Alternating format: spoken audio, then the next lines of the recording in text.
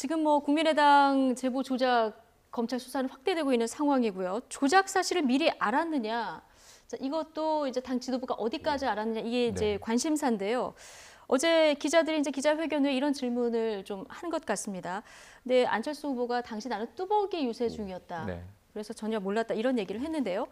그 기자회견 이후에 최이배 의원 안철수 전 후보의 측근인데요. 이런 얘기를 했습니다. 들어보시죠.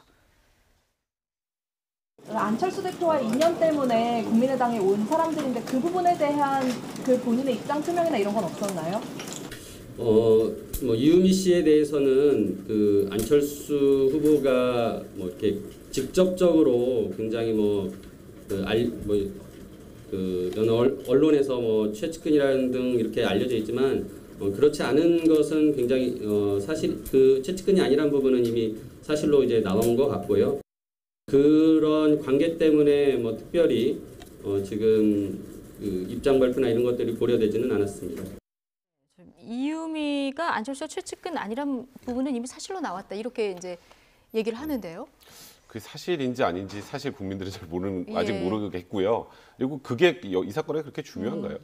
그러니까 지금 국민의당에서 이런 일이 있었고 국민의당에서 그 당시에 대선 후보로 뛰었던 안철수 전 대표라면 이런 부분에 대한 논란은 사실 관심을 가질 필요도 없는 부분이라고 생각이 들어요. 이런 일이 벌어졌다라는 게 중요한 거고. 그래서 저는 어제 안철수 대표의 예를 들어서 그 사과문에 검찰이 요청하면 나도 수사를 받겠다. 나도 내가 아는지 나는 몰랐지만 검찰에서 수사를 받기 원하면 나도 받겠다. 우리 국민의당 모든 지도부들도 필요하다면 받겠다. 그러니까 저는 지금 국민의당의 대응 방식 중에 가장 아쉬운 부분이 있어요.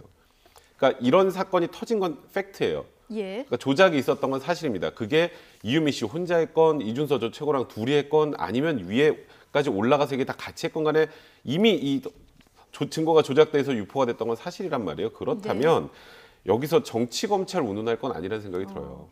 이 사건이 터졌으면 이 사건에 대해서 우리는 철저히 수사받겠다. 그리고 책임질 사람 있으면 다 책임지겠다. 그리고 거기에서 국민들에게 용서를 구하고 우리의 또 새로운 정치를 위해서 앞으로 이런 일이 재발하지 않을 수 있는 시스템을 만들어 가겠다. 국민 여러분들 정말 죄송합니다. 이게 맞지 않나요?